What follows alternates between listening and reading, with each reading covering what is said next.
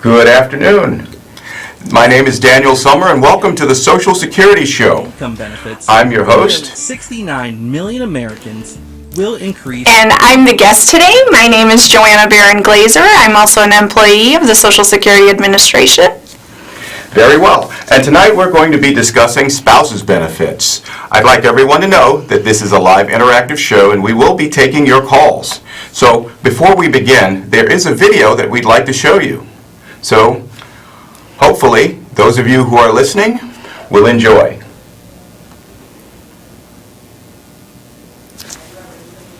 We're having a little technical glitch getting our video on.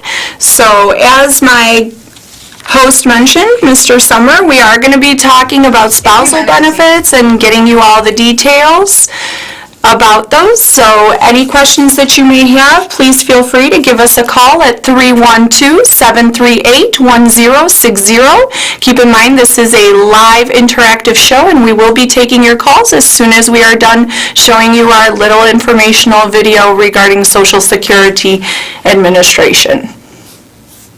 Social Security is with you through life's journey from birth to retirement. As your life changes year to year, so do your needs. For over 80 years, Social Security has helped to meet your needs and is committed to improving access to the services that make a difference in your life. Today, you can verify your earnings, estimate your future benefits, apply for retirement, manage your benefits, and even change your address, all from the comfort of your home. Social Security's online services help put you in control with secure access to your information anytime, anywhere, allowing you to spend more time with family, friends, or simply just enjoying the day. Social Security, securing today and tomorrow.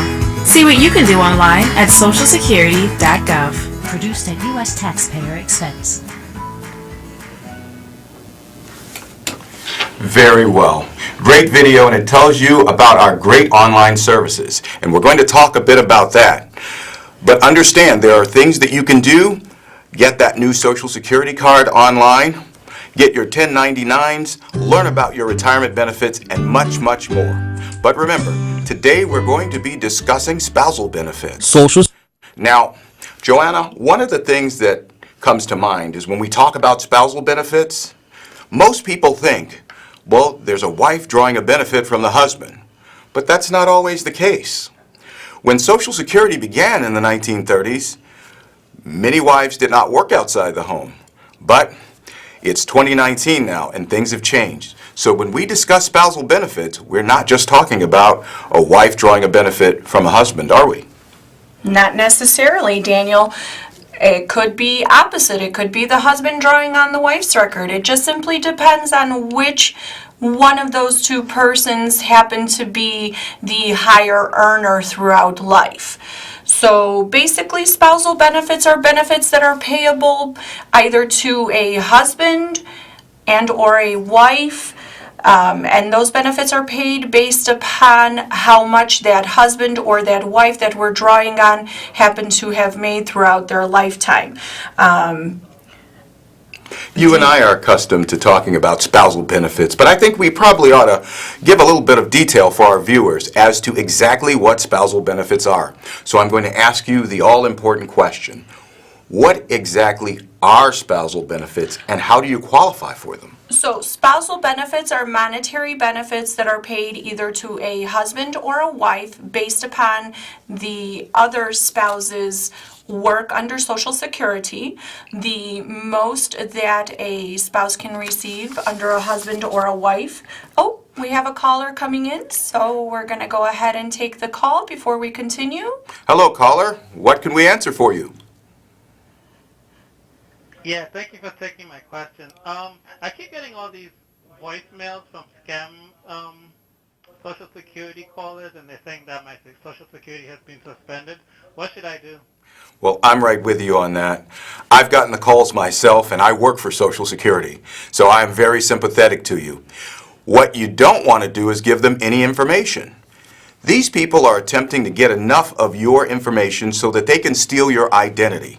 And that's something you definitely don't want. So be vigilant, be careful. Social Security does not call you out of the blue for no reason.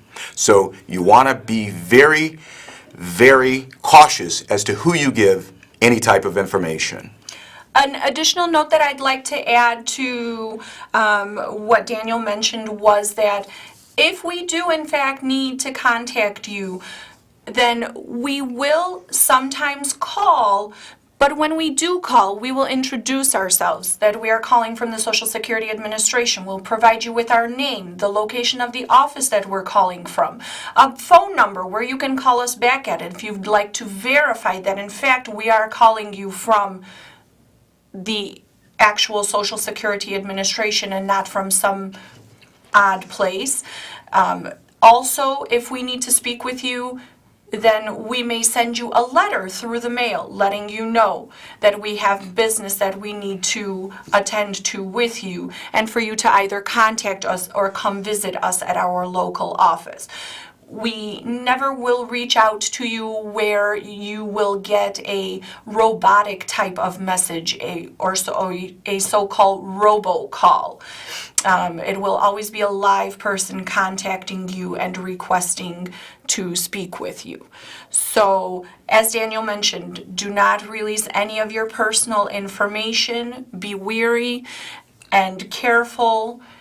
And just simply, if you have any doubts, don't speak with the person, hang up, and then contact us at the local office or give us a call at our 1-800 center, and we're able to let you know if in fact we do need to speak with you about a certain Social Security matter. That's great advice, Joanna.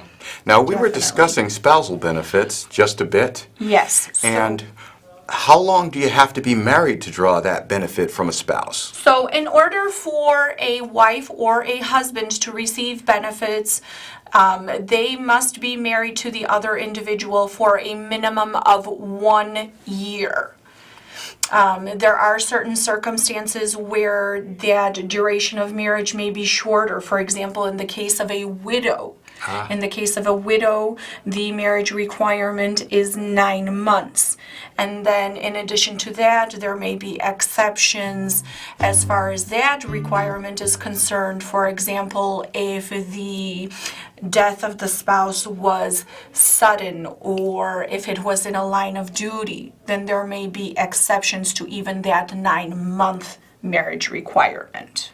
So in cases like that, the best thing to do would be to contact your Social Security, because we understand all the exceptions and would be able to give you the best advice. Yes, definitely. Now, I understand that sometimes a spouse has enough credits on their own to get benefits for themselves. In a situation where that happens, is it ever possible for a person to draw benefits from both their own record and to get benefits from their spouse? Yes, Daniel, it is possible. It would just depend upon how much that particular person is eligible for on their own record. So, for example, let's say we have a wife who is eligible for $200 on her own record based upon work that she did. And then we have her husband who is eligible for $1,000 on his own record based upon work he did. Because her amount is less than 50% of his amount, and 50% being the maximum that a wife or a husband can draw on the other spouse's record, she would be eligible for an additional up to $300 off of his record to equal her up unto 50% of his benefit.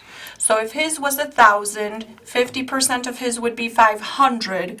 If she was eligible to get $200 on her own, the most she could possibly get from his record would be $300 to bring her up to that 50% level of his benefit. I understand. So what you're saying is Social Security attempts to pay you the highest possible benefit, whether it's on your own record or on the earnings record of the spouse. Definitely. Okay. And while we are on that subject, I'd like to remind you, we've had one call so far, but remember, this is an interactive show, and it's your chance to have your questions answered. So, if you have something you want to know about Social Security, please call us at 312-738-1060, and we will answer your questions. As we go on, we're going to talk more about a spouse's benefit, but what I'd like to ask you, Joanna, is now I know there are several kinds of benefits. It's not always just for a spouse right now, but former spouses can qualify for benefits. Yes. I understand. Yes. So can you name the different types of benefits that might be available for a spouse or even a former spouse? Yes, definitely. So for a current spouse, We have a we have caller. a caller coming in. Caller, go right Yes, ahead. hello. I would not be able to collect benefits based off of my ex-husband's record because he remarried. Is that true? I'm sorry, caller, we didn't hear your entire question. Could you please repeat the question for us? Caller, can you hear us?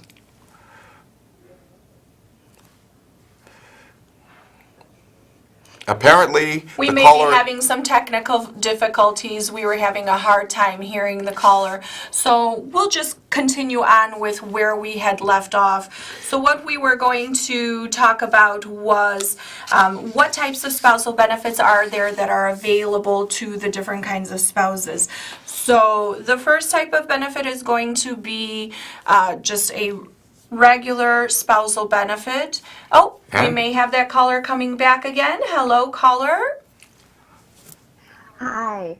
I have a question. My neighbor told me that I would not be able to get benefits based off of my ex-husband's record because he remarried. Is that true? Well, I'm glad you asked that question because there's lots of information that floats around, and people often think that they're giving you the best advice. But seriously, your neighbor would not be able to make that definitive statement because Social Security wouldn't even know until we looked at the records. It is possible for individuals to draw a benefit from a former spouse, even if they've remarried, in many, many instances. A lot of it depends on the math. And that is something that your neighbor wouldn't have access to, and we at Social Security would look at. Joanna? Definitely. So, going back to the types of spousal benefits, so we have just your regular spousal benefits, which are payable to a spouse that you are currently married to. We have benefits for a divorced spouse, so someone that you had been married to for at least 10 years or longer. We also have independently entitled divorce spousal benefits, which those are for a divorced spouse who has been divorced from her husband or wife for at least 2 consecutive years. And with this particular benefit, it's quite a special type of benefit. The other spouse does not need to be drawing benefits in order for this divorced spouse to draw on that other spouse's record. The only thing that needs to happen is that the spouse must be at least 62 years of age or older, be eligible to draw reduced retirement benefits, and we need to be able to prove the information that they are eligible for benefits, that they have worked enough quarters throughout the years to be eligible for benefits, that the duration of the marriage of at least 10 years or longer has been met, that the 2 consecutive years after the divorce have been met, and that they are eligible for the benefits, depending upon whether or not that spouse is working or not. How much are they making? Can they receive benefits? Wow.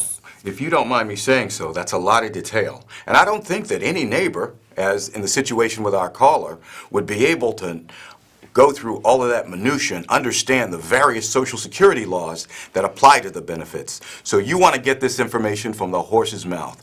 You want to come to Social Security directly with your questions. And while your neighbor might be trying to assist you and they may actually believe they've got the right answer, Social Security benefits often have lots of exceptions and rules that they may not be aware of and could apply to your case. So Joanna, the place to get the info is Social Security I and our agree. website.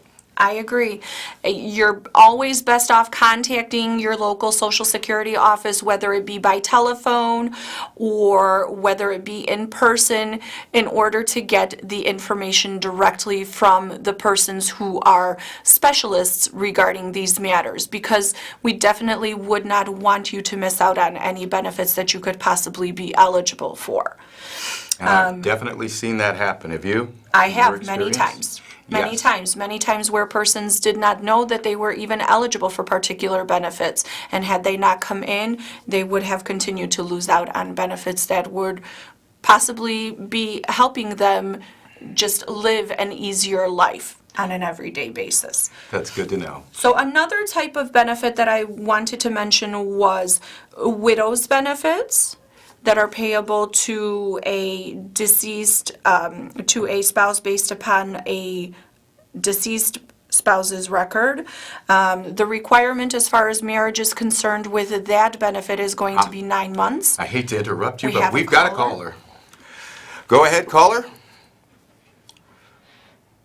Can you hear us? Hi. Yes. Yes. I had a question. I wanted to know that once I take retirement. Did you hear her, Joanne? How much can I did earn not. after that? How much salary or dollar amount can I earn? After retirement, how much salary can you earn? That's a good question. And Joanna, if you please. So the earnings limits in 2019 are $17,640, and for Well, let's not forget that you have some people who are full retirement age and they don't have an earnings limit. So we're talking about people who are under their full retirement age. Yes. Because once you reach that full retirement age, you don't have to worry about. So depending upon your year of birth, this may not be an issue for you at all, and your earnings may have absolutely no effect. So double check that date of birth and your full retirement age. Joanna? So going back to what we were saying as far as widow's benefits, those are benefits that are going to be payable to the surviving spouse of the deceased person. The marriage requirement on that benefit is going to be 9 months. And then, as we mentioned earlier, we may have those exceptions where we may be able to pay benefits to someone who was not married quite as long as that 9-month period of time, depending upon the circumstances of the passing of that individual. We do also have surviving divorced spousal benefits, which those are payable to a surviving divorced spouse who was married to the deceased person for at least 10 years or longer. We do also have disabled widows benefits that are payable to a widow that has been disabled between the ages of 50 and 60. So many spousal benefits that are available depending upon your circumstances. It sounds like with the multiple categories, once again, the Social Security website or the Social Security Administration would be the place to look to find out about what you might be eligible for.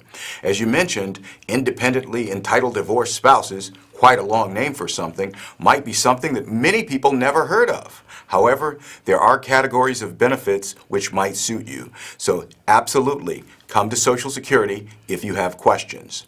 My next question to you, Joanna, is going to illustrate that, because I was asked something fairly recently about disability benefits, and it had to do with spouses. Oddly enough, a person asked me, because they thought it was possible because someone else told them, that they could draw a disability benefit from their spouse, even though the spouse wasn't hurt, but they became injured. Now, I'd like to ask you about that.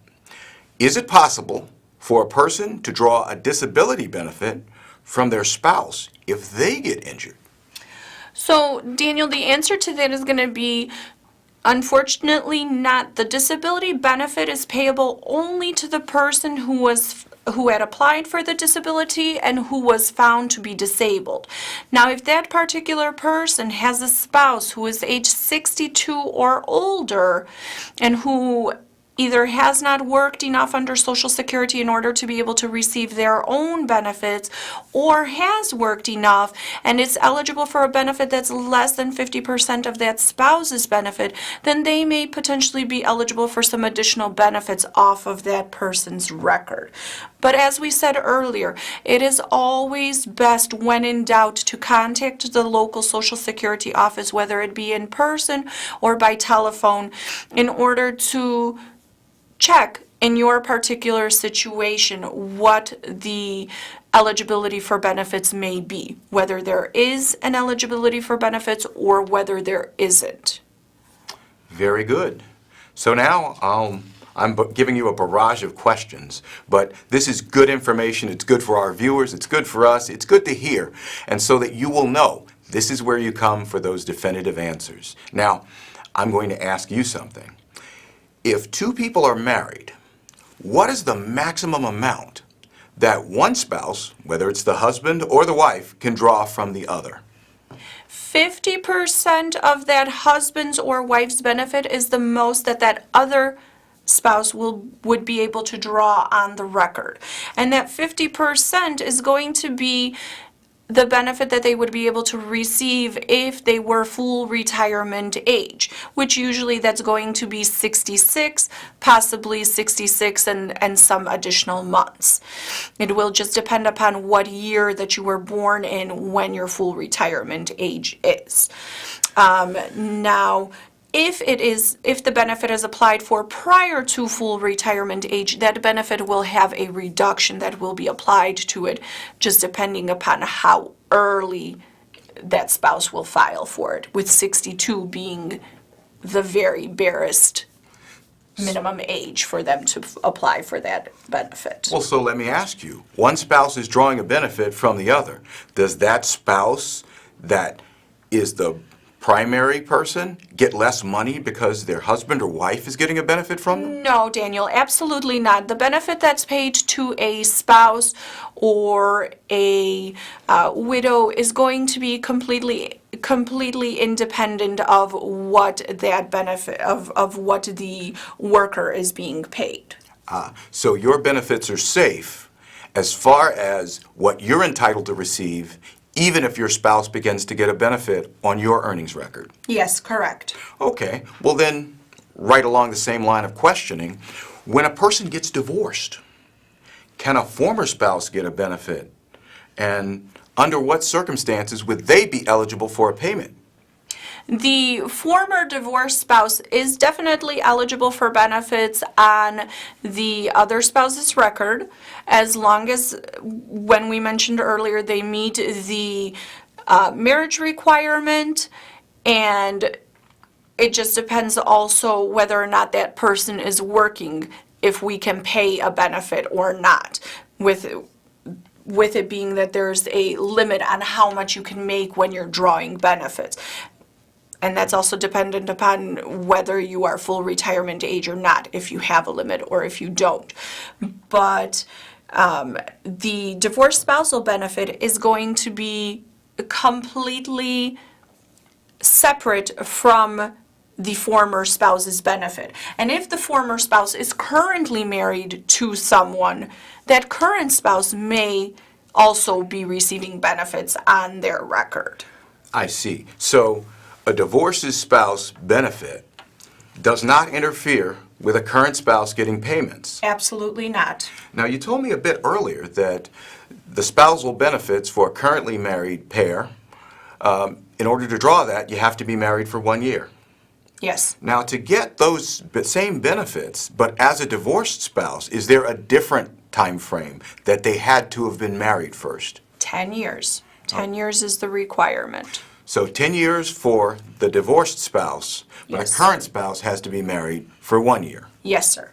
Very interesting. Now, one of the things I'd like to talk to you about is widow's benefits, because people seem to get this confused between benefits that you get when a spouse or a former spouse is alive versus when someone passes away. So, if someone passes away, in order to get the widow's benefit, do you have to be married to them at the time of their death? You do not have to be married to the person at the time of their passing. If you are, then they would be referred to as widow's benefits, and your marriage requirement is going to be 9 months. And if you are divorced from the person at their time of their passing, then it would be referred to as a surviving divorced spousal benefit, and the marriage requirement would be the 10-year requirement. Very good. And I'd like to remind you that we are still taking calls. Please call us at 312-738-1060. I didn't say the word zero right. 0, and we will answer your questions. So we are happy to answer your questions. If you have a question, whether it's about disability, whether it's about retirement, or the spouse's benefits that we are discussing here tonight, then we would be happy, very happy, to answer your questions. I did also want to make mention, because we are coming close to the end of our first half of the show, that we do also have a lot of information on our website at www.ssa.gov, where you're able to research information regarding spousal benefits. There are calculators where you are able to calculate the benefit amount that you may possibly be eligible for, whether it be as a spouse or whether it be as a widow. So a lot of information on our website at SSA.gov. And the online services come in handy for all of those things that we talked about earlier. Not just figuring out what you're going to get for retirement, but ordering a Social Security replacement card if you need it. If you're looking at your retirement and you're thinking about what would my spouse get, what would happen if I passed away, you could run a number of different scenarios for yourself and for any surviving children, for example. I think that getting online and learning a bit about what you'd be entitled to is a way to make sure that you're secure in your retirement, or if something unfortunate happens, that you've prepared to secure your family's future. Joanna, any more comments about those spousal benefits that you have? So sometimes we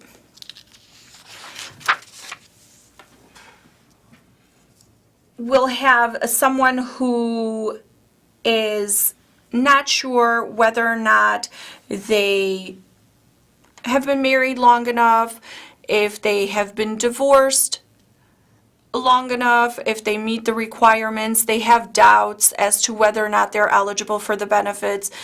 We talked about this. It's very important that you don't let that go by the wayside, that you contact the Social Security office and that you speak with a professional who will be able to look at your documents and review your information and let you know concretely, yes or no, you are eligible for benefits or you are not. And always, if you wish, we have many claimants who come into the office, and even though they may not be eligible for benefits, they may want to file for the benefits so that they can have a decision on paper stating that for this reason or that reason they are not eligible for the benefit. Often you have people who sometimes they're applying for disability through their jobs, etc., and they require for people to file those applications. Don't be shy. Social Security wants to give you the information that you need so that your family is secure. Now, speaking about financial security, there's a Susie Orman video that I really like to watch. It's pretty interesting, and it tells you just a bit more about why creating an account with Social Security is so important. So please do not overlook what we have for you. I'd like for us to view that video now.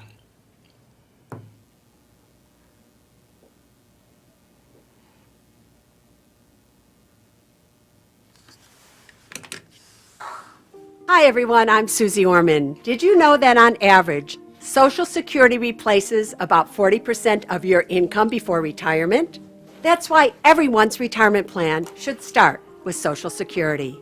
If you don't already have a My Social Security account, you should.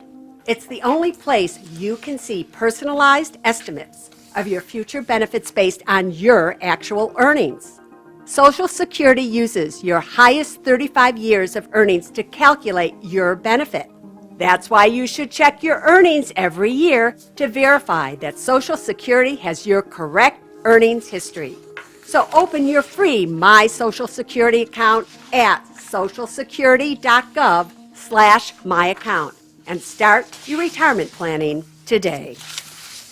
The Social Security Administration does not endorse any particular financial advisory product or service.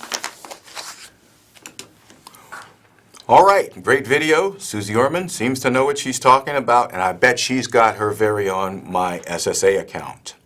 One of the things that we like to talk about here, because it's very important, are scams. The phone scams are rampant. Joanna, I've received the call. I think you've received the calls with the robotic voices, people who are attempting to get your information. But I want you to know, this threat is real. We need to make sure that you don't give out any information to an unauthorized individual posing as a Social Security employee. Why? Because identity theft is on the rise. And when people make purchases, steal your credit, steal your identity, life can become a mess. We at Social Security do not ask you for certain information. And if you're ever in doubt, like you said earlier, Joanna, we want you to just hang up. If you're not comfortable, Social Security, real Social Security employees don't get vulgar. They don't try to offend you because we understand that you're trying to protect yourself. So I absolutely want to make it clear for you to be very careful as far as giving out information if you are ever in doubt that that individual that is calling you is from Social Security. It's better to err on the side of caution and make sure that you don't tell them anything. A lot of them, Daniel, are looking for you to simply answer the phone and to give a confirmation of yes. And once you give that confirmation of yes, they will start, unfortunately, doing illegal things as far as your record may be concerned. So very important when you answer the phone. If you do not feel safe, if you do not feel confident that the call that you are getting is a true call from the Social Security Administration, do not release any information. Hang up the phone, contact us directly, whether it be in person or at our 1-800 center. A lot of claimants that I speak to in the office on a day-to-day basis, some don't feel safe speaking to us over the telephone. And even though they may have set up an appointment with us to take care of certain Social Security matters, they still have certain doubts. So what I a lot of times will recommend to the claimant is, this is my phone number. Go ahead and let's hang up, let's disconnect. You're more than welcome to call me back, and then you can verify that in fact I am calling from the Social Security Administration.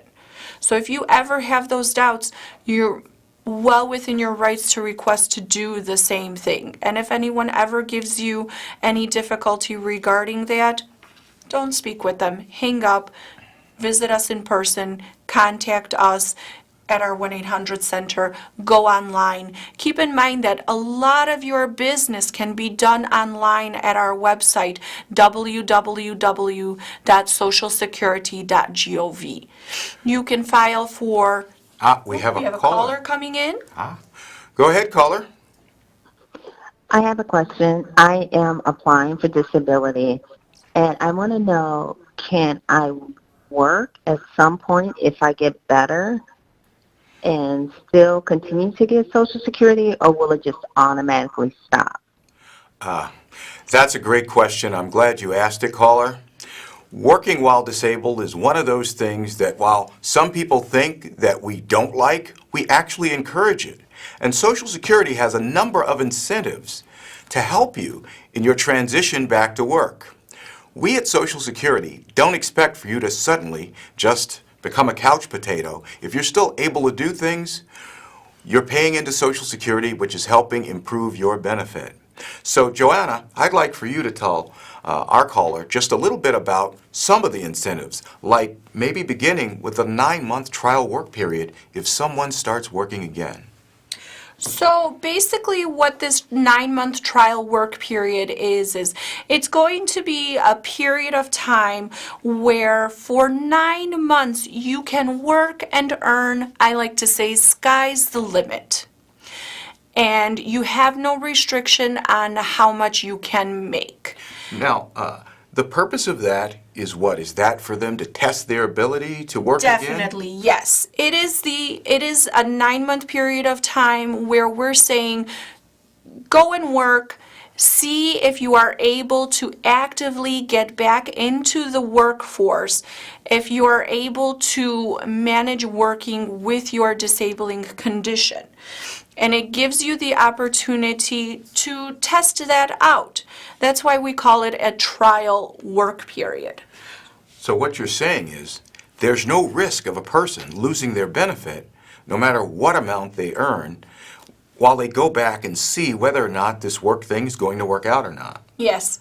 The only thing that we do ask of you is that if you do return to work, you are required to report that to us as soon as possible.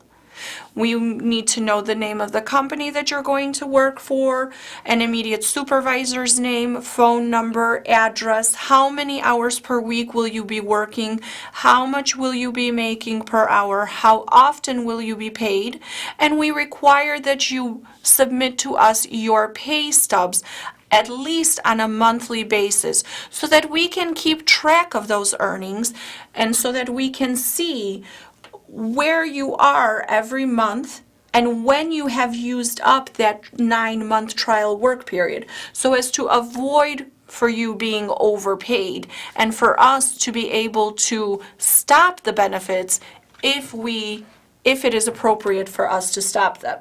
Now, let's just say someone makes it beyond that 9-month trial work period and work is going well. What happens then? So what happens at that point is that if you are continuing to work and you are making substantial amounts, then we will terminate the benefits in that 10th month, pay you an additional 2 more months worth of benefits, and then stop those benefits completely. Now, when you said that the person's earning substantially, I don't quite understand what that means. What if they're not earning the amount that you think is substantial, but still want to work?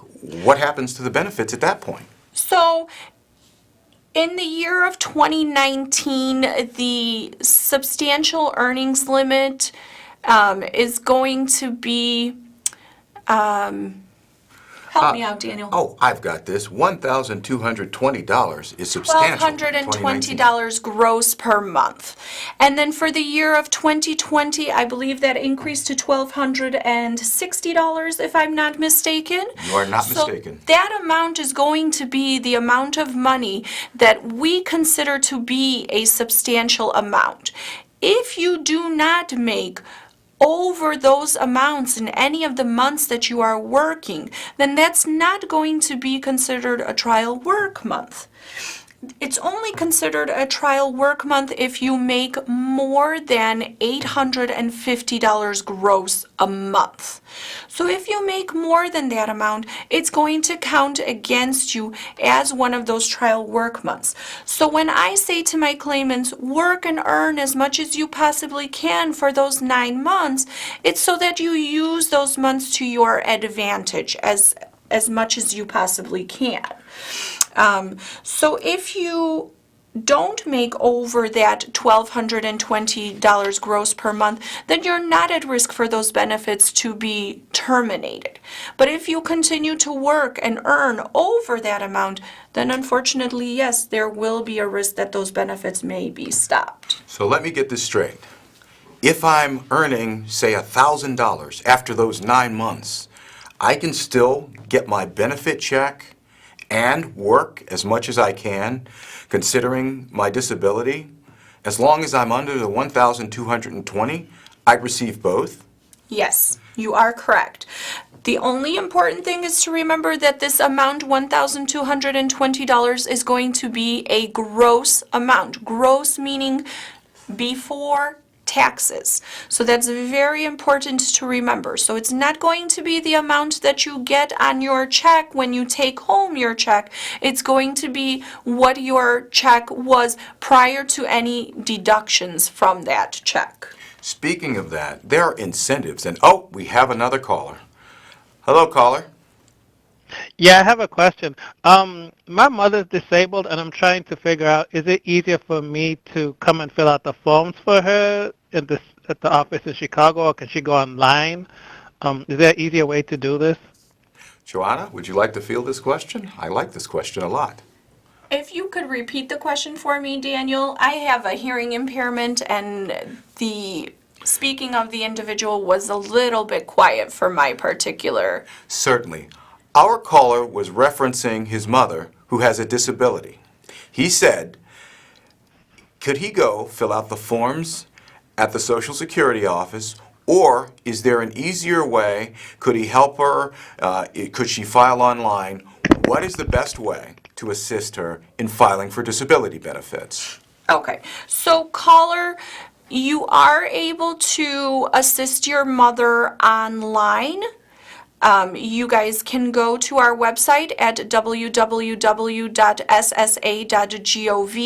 and off of our main page, you would click on the link that states disability, right where the arrow is pointing, and then that will take you to the next screen where you will go ahead and choose the option File for Disability Benefits Online. It will take you to additional screens where you will fill in basic information. It also gives you the opportunity to return to an application that you may have previously started and that you wish to return to complete at a later time. So that's another very nice feature of our online applications. It's just very important that if you wish to return to an application that you already started, that you save your re-entry number, because that number will not be provided to you at any time again. It will be provided to you once, and you must document that and keep that safe. So then once you get into the actual application, it will ask you for basic information, name, date of birth, address, social security number. It will ask you some identifying questions, and then it will continue on to ask you questions about your disability. And it's basically going to guide you step by step through the application. Once you're done with the application, it will take you to an additional step where you will provide us information regarding any doctors, hospitals, or clinics that your mother may have gone to in order to seek treatment for her conditions, medicines she may be taking, tests she may have had done. So it's quite a simple application. It will take you step by step, part by part, but then the ultimately important thing is for you to actually submit that application. That's an error that we see on behalf of many claimants, where they complete everything but they don't actually submit the application. The submission of the application is actually going to cause that application to be transferred to the local office, where someone in the office is able to look at the application and review it, check it for accuracy, and then actually submit it to our disability offices for a medical decision to be made. That's great information, and thank you. And let's not forget, having that application and being able to do it in the comfort of your own home, at your own pace, on your own time frame, when you can have your documents and your medicine bottles and all of those things, they're available to you within easy reach, eliminates a lot of the pressure that you might feel if you go to the field office. Sometimes people think they have to give this complete story, and they don't know the order in which we're going to ask the questions. So that's a little difficult for some people. So having that application online is a boon to a lot of people who really want to do a good job and take their time in filing. It is also very important to mention, we do have individuals who do not feel comfortable using online services, or who don't have access to a computer, who don't have access to a mobile device or a cellular device or tablet, whatever it may be. There is an option of also filing for the benefits over the telephone. Sometimes you may have a disabling condition that prevents you from being able to leave the home, whether it be your inability to walk or possibly a communicable disease. Anything that may possibly keep you from leaving the home, you do have the option of filing for the benefits over the telephone with us. Just a matter of contacting us and letting us know. Social And then- Security will always try to accommodate individuals regardless of their disability. So Yes. give us a call and we will do whatever it takes to get that application filed for you. And keep in mind our 1-800 center is open till 7 p.m. and our number is 1-800-772-1213. Again, 772-1213. 1-800-772-1213. Looks like we have a caller, Joanna. Hello, caller. Yes, I'm calling because I would like to know, what if I want to apply for my Social Security card and I don't want to go into the office per se? Joanna, I really think I'm going to let you do the honors on this wonderful question. That's a great one. So the question was, what are the options of being able to get a replacement Social Security card without physically walking into the Social Security office? So definitely there is an option.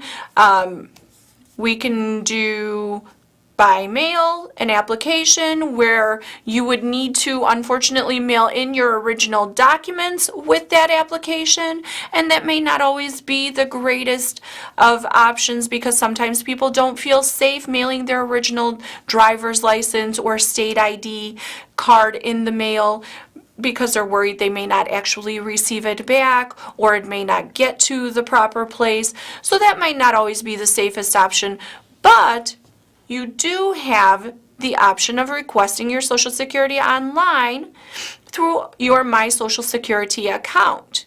Now, the My Social Security account is a great tool that allows you to do many, many things online. It allows you to check your benefits online. If you're receiving benefits, you are able to print out a benefit verification letter. If you're receiving Medicare benefits, if you happen to lose your Medicare card, you can request your own replacement Medicare card. Social Security card was the question.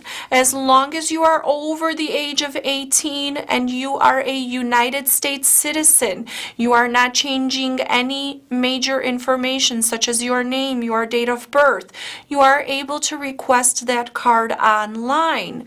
The processing time for a card requested online is just the same as if you were to walk into a Social Security office and request the card. You receive the card within about 7 to 10 business days, and you provide the information through your My Social Security account. Once you log into the account, in the top right-hand corner, you're going to have an option that's going to say for you to request a replacement Social Security card. There you will provide some of your identifying information, and then that will simply guide you along throughout the process. You will receive an email confirmation of your request, and that's the way that you will know that your request has gone through. Great information.